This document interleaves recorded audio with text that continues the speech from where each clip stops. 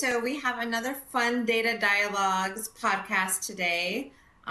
It is still data, but we are venturing off into some a little bit more fun territory, not just marketing. So my name is Larissa Bedgood, and I am the head of marketing at Porch Group Media. And today with me is Kristin Jones. She is the marketing manager at Porch Group Media. Hey, Kristin. Hey, happy to be here. Super excited. Well, and I want to credit you. Like she found this like really fun state of Taylor Swift data from I think it was Harris Poll study. I was like, this would be really fun. I'm like, absolutely, that is data. Like any marketer loves data. Sometimes it's fun to, understand what email click-through rates mean, or maybe, it's more than just fun. You kind of need to know like some of the analytics behind that. But it's super fun to dig into data that's not work related. So tell us a little bit about what the Harris Poll did here. Yeah, absolutely. So I had fun looking at this one, and I thought it would make a great episode. I mean, it's a little bit out of the norm of what we usually cover, but it's all about the data of Taylor Swift fans. Like, what does Taylor Swift fan look like, Um, so this report was done by Harris Poll as a sample of 2,043 U.S. adults, includes Gen Z, millennials, Gen X, boomers. It's just all around very interesting looking at like what are the qualities of Taylor Swift fans, like what would they do to spend a day with Taylor Swift. Lots of fun, interesting data points and questions that this covers. So yeah, I guess we can get right into it. Yeah, I want to make a quick comment because I know that when I was looking at some of how they did this study, um, they talk about fans and then Swifties. So the Swifties are the ones that kind of, I guess they can proclaim themselves as Swifties for this study. But it was kind of like good timing, I guess, because just this morning I was watching something about how President Trump had just signed an executive order that made ticket scalping unfair, and with him was Kid Rock. And I thought that was just very timely because I remember when, gosh, it must have been a couple years ago, Taylor Swift had I think it was her Eras tour, and I'm not a Swiftie, but I remember the media coverage on this, and there was so many fans that were just melting down. I felt kind of bad for many of them because they were just, young teenagers that were very excited to go. But apparently Ticketmaster had like a huge meltdown. And then I don't know if people who did get the tickets were like selling them at exorbitant prices. But it was really good. It was kind of funny to see Kid Rock standing in the Oval Office this morning. So that is my share for that. Yeah, no, that's super interesting. But yeah, it says here half of Americans consider themselves to be fans of Taylor Swift, with 1 in 8 identifying as Swifties. And then it goes on to say 79% of Swifties have been surprised by who in their life has turned out to be a Taylor Swift fan. I'm going to start like polling people. I know that you and I already talked about it, and neither one of us are Swifties, so I am not surprised because if you have not been following us or are familiar with Chris and I, we work very closely together to have many of the same loves and interests. And I am so for everyone who loves Taylor Swift. I am not a Swiftie fan. In fact, I don't know any of her songs, but it's this really good data. It is. It's very interesting and fun data to look at. But yeah, it says here, it dives in a little bit further to the 1 in 8. 23% are millennials. Swifties is what I'm covering. 23% Hispanic, 21% Gen Z, and 13% of all Americans is how they have it laid out here. So interesting. Going a little deeper into it. But yeah, so I also thought this was interesting. Swifties envision spending 14K in the next 2 years, and even casual fans are expected to shell out over 5K on their fandom to go. Wow. So what is that? So that's, oh, I guess, yeah, you have some of the stats here that we'll share with all in the video podcast portion. But so music, merchandise, anything from concert tickets, Mhm. and where, to your point about 5K, it says that 67% of Swifties would spend $5,000 for a ticket to a Taylor Swift tour concert. I would not spend $5,000 on any concert. I don't think I have a musical artist that I love enough to spend that kind of money on. How about you? Um, Same. 5K is a bit steep for me, personally, for a concert. I'm not a huge concert goer because I don't love being in crowds and stuff, but there are some experiences that I'll shell out, a good bit of money for. For example, my husband and I went to Hallow Scream last Halloween, and we paid a decent amount to get like the front of the line pass because Yes. it's just not worth waiting hours and hours. You don't get to see everything that way. So I think, for Swifties, for fans, they see that experience, right, as worth it, like Mm-hmm. it's an experience, like kind of like taking a trip, right? It's the same value to have that Mm-hmm. experience, especially Yeah, because absolutely. such big fans, right? And obviously she is so, I think you had mentioned this earlier. She is such a big deal that Hairspray did an entire study on her. Right. So I just find, even though I don't know her music or listen to her music, I find her super interesting from a marketing perspective. And, even as you and I had chatted about, like from a business perspective. So just to see the amount of influence she has and the type of impact, with fans and what they're wanting to spend, I'm like, okay, yes, she is definitely a big deal. Yeah, definitely. And I mean, it just goes to show you, like, she's really put the work in to build her brand, to build her community, to put out her music. And, that's why people love her. That's why people are Swifties. Hmm. So now it goes on to say, considering how she inspires her fans to spend, it's no surprise that most Americans think Swift is one of the smartest businesswomen in the country. So that kind of goes to what we were saying, like Yeah. 50% of all Americans, music aside, Taylor Swift is one of the smartest businesswomen in America today. And I think a big part of that is because she's leans in so much to that community, like fostering that relationship with Mhm. her fans and just, making them feel like they're really a part of, her and her Right. being a music artist. So, but yeah, Well, so this is, yeah, go ahead. it's super interesting too. To that point with the brand that she's building, Mm-hmm. having such a notable presence, and because she has branded herself so well, and as any marketer would love, not just on one channel, she appears, on social media, on, in person, think of direct mail, Yeah, digital channels. um, right. there's so many different areas that she shows up and has consistent branding. And I think you and I have talked a lot about this just this recent year.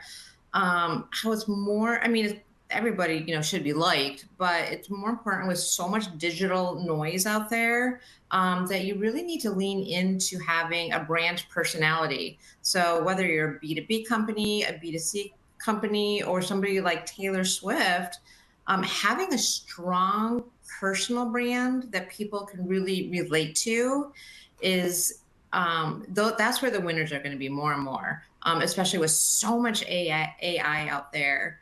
AI Mhm. is just mass producing so much content that if you can't be an authentic, well-liked brand, you're just going to get lost in the shuffle.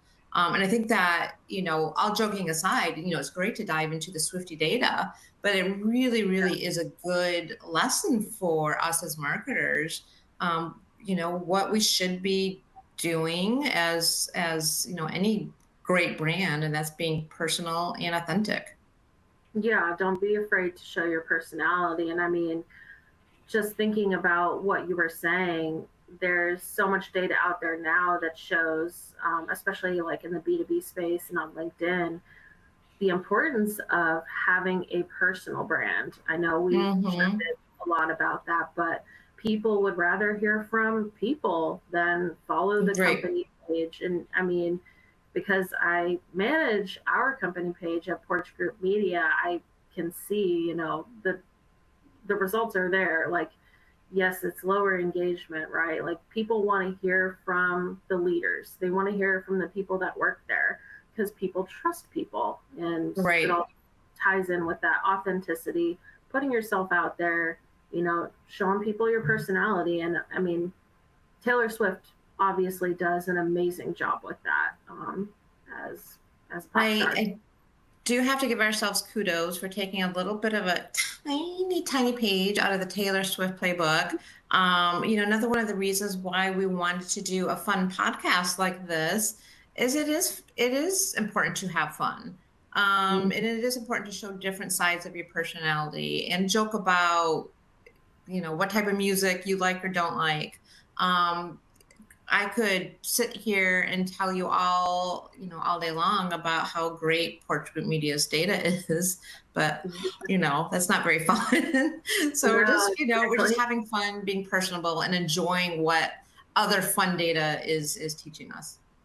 Absolutely. And I mean, here at Porch Group Media, you and I, Larissa, we talk about data, marketing findings, and all of that all the time. I mean, we run our own research reports to Hmm. gather insights on, the challenges and the things that marketing professionals are facing. So, I mean, our name is Data Dialogues. We dive into the data. It's fun. It's relevant. There's always new insights coming out, and this just happens to be one of the more recent fun reports. I mean, on a very Yep. interesting big community. So I thought that this was very interesting. 6 in 10 Swifties would give up alcohol for a year for a night out with Taylor, and half would skip a family wedding or even part with a paycheck. Now, what do you think about that, Larissa? I feel like there are some very, very committed Swifties. Um, I think I would swap out the word alcohol, just being me. I would swap it out with the word chocolate. And would I give up chocolate for a year? Like, no. No, I wouldn't. No. Yeah, that would be a tough one. But what would be even more difficult, at least for me personally, would be giving up coffee or caffeine. Oh, That'd be Taylor like the Swift. absolute. We love you, but we won't see you because we won't give up our coffee and chocolate. That would be very difficult. I love my morning coffee, my afternoon coffee. It's part of my routine, my schedule. So I know, Cheers. yeah, I know I have my cup over here. It's like almost gone, but Yeah. yeah, I know for a big portion of people, I myself don't really drink alcohol, but for a lot of people, that would be a big deal. It is a And then big one. That was at the biggest. yeah, they have some Six. other fun ones on here. So wear ugly clothes for a year. The Swifties, 53% of them would do that. I mean, I don't know, I maybe guess not for the concert, but for us, I feel like that would be easy just because we work from home. So right. if nobody's seeing me and I'm wearing something ugly, you know, not a big deal, I guess. But if you have to go out or whatever, Yeah. then more of a big deal. Yeah, you can Yeah. put on your like burlap potato bag, I guess, and just live it up. Right now, we were looking at this one together, when we were, talking about the podcast. We were like super, like, I guess, thinking that this one was that big of a deal, but skip a family member's wedding. Right. I mean, okay, if it was my daughter's wedding, I would not skip that. But if it was like, what did you say, Kristen? Aunt Bertha's third wedding? Like, I Right, think I'm good. And like, unless there's like really good hors d'oeuvres, like I'm good. right. Yeah, like I think I'm okay to skip like Aunt Bertha's third or fourth wedding. I think I'll go see Taylor Swift. Probably would go do just about anything else. Yeah. So but funny. but yeah, so let's talk about the other one on here. Oh yes, the spider in the bag. That's one of the ones my favorite. So 30% of Swifties would eat a live tarantula spider. I mean, we're not even talking like a daddy long legs.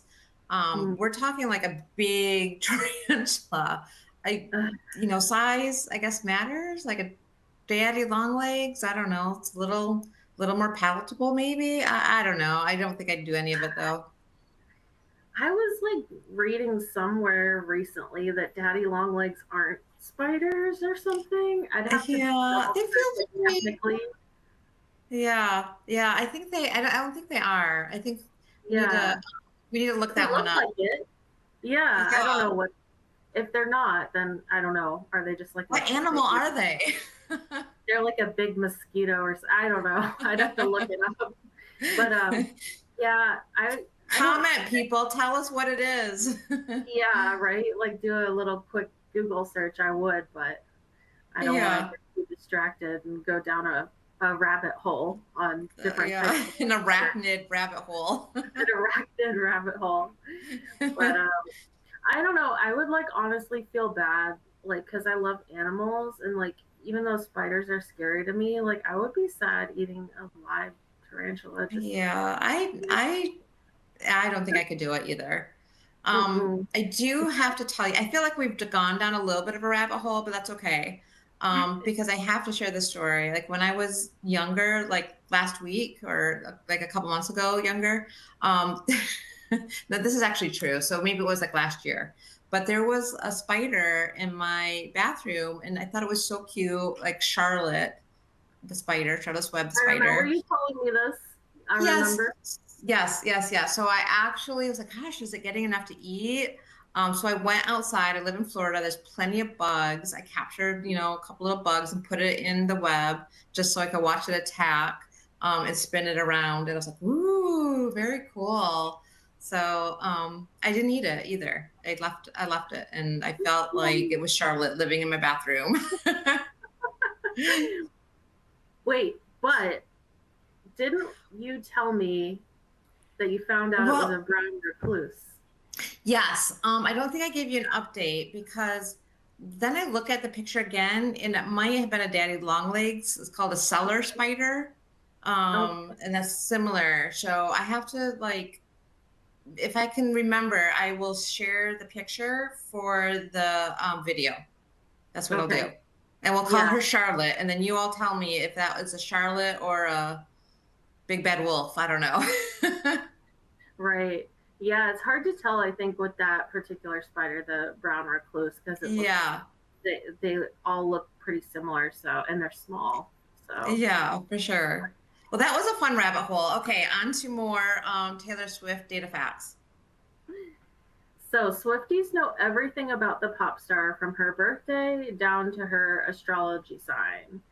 So, did you know any of the following information about Taylor Swift? It goes through these birthday, personal life details, pets, childhood stories and background, total net worth, political views, charitable causes she supports, homes, favorite number, astrology sign, pet peeves. What do you know, Larissa? You know a couple? Well, I do. I happen to know as 54% of Swifties know that her favorite number is 13. How do I Mhm. know this, you may ask? ChatGPT told me. But there's more. Why is February, oh, the number 13, her favorite Yeah. number? So she was born on the 13th. And I think you Mhm. looked up the month. What month was that? December. December? Okay. Mhm. So she was born on the 13th of December. She apparently turned 13 on a Friday the 13th. And Mhm. her first album went gold in 13 weeks. So there you go. Do you happen Interesting. to know anything? I do, and Gemini, AI's Chat GPT, told me that she is a Sagittarius. I had a hunch she was a Sagittarius, but based on her birthday being December 13th, but then I had to look it up and just Love confirm. it. Not a not an astrology pro, but it also told me her moon sign. Her moon What sign is is it? Cancer. Oh, I'm a Cancer baby. I'm July 17. Yeah, I also have the Cancer moon sign, so I thought that was cool. I have something in So common with her I feel like I'm kind of moving over to be a little bit of a Swiftie, like at least, on maybe paper. for this episode. Yeah. So, I think that you and I had said this is very, very not surprising. And this stat says being a Swiftie means having a strong connection with other Swifties, especially through social media. And according to the Harris Poll stats, 80% of Swifties said that I have formed deep relationships based on a shared Taylor Swift connection. So I thought Yeah. that is interesting, not surprising. Yeah, exactly. I echo that. It's because she's so iconic and has such a large following, and people are so invested and connected to her brand and her music. This one's not surprising at all. It's also, again, another testimony to her branding. When, for example, think of Apple. So many people love Apple products, and I don't know if they sit there and, well, yeah, they do actually chat with, like other people about their Apple products. I am not part of the community myself. I have an Android, but I love Apple's branding, and I think a lot of people are very proud, and that's their brand, and that's kind of what Taylor Swift did. She has a brand, and other people feel included and kind of have something to share, and that is a sign of amazing branding and marketing in my eyes. I agree. And just fun thing that I remembered that came to my mind as you were talking about Apple. So I had a professor in college who loved Apple. He told us like he loved Apple. He brought it up a lot, but he just loved the brand. He admitted that he thought that the Android technology was actually better. I Oh, mean, wow. so it just as a testament to like Apple's branding, like he realized like, yeah, but I'm paying because I love the brand. Like that's why I'm loyal. Right. I love the brand. So branding is a powerful thing, and I mean sometimes defies logic, I guess. So Uh-huh. Yep. Very, very true. okay, this is interesting here. So Swifties back their girl. Taylor and Kelsey's relationship drove NFL interest for 2/3 of fans, and even more are anticipating the breakup album. 71% of Swifties say, I'm looking forward to the breakup album once Taylor Swift and Travis Kelsey's relationship ends. That's not very supportive. They I should support the know. love story here. I know, right? Like, if you really love her, don't you want her to be happy and it to last? Right. But they're like, no, it'll make great music. So I don't know. Yeah, for for sure. Um, 68% say I started following the Kansas City Chiefs in the NFL because Taylor Swift started dating Travis Kelsey. So and then likewise, another 68% said, I didn't know about Travis Kelsey until he and Taylor Swift started dating. So I wonder if we were to ask Travis Kelsey fans the same question. How many of them did not know about Taylor Swift until they started dating? I don't know. Another Harris Poll study. yeah, I guess. I mean, I feel like if you don't know who Taylor Swift is, then you've been living under a rock. Right. Yeah. Yeah. I'm a little bit there with you. Yes. Well, this But was super fun. I it think was. those are all the yeah, it's all the big stats we have, but we'll definitely do more of these. These were, I think, kind of a nice little break from some of the other, I love all the podcasts we do. We've done some really fun ones. Hmm. But this was super fun, I have to admit. And so Absolutely. what would be like, I guess, one takeaway if you had anything from this study or Taylor Swift related?